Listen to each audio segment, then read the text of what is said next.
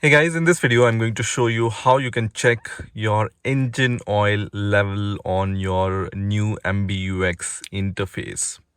So if you have MBUX on your Mercedes car, then this method is applicable.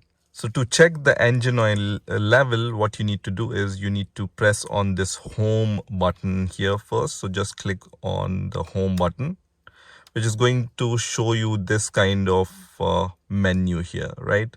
So just move right, and then once you see the service here, so just select this service. So I can see the service here, right?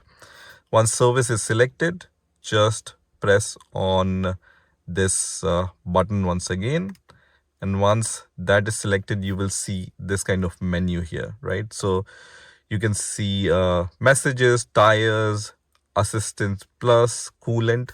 So we need to go down here. So I'm going to move down here in this menu, and at the very end you have this engine oil level menu, right? So once you see engine oil level, just press on this button once again. You can see my thumb, and here it says for engine oil level the ignition should be turned on. So let me turn on my ignition here and then try again. So I'm going to just select engine oil level and then press here, and you can see it shows the engine oil level is okay here. It's not at the max level, but it's also not on the minimum level.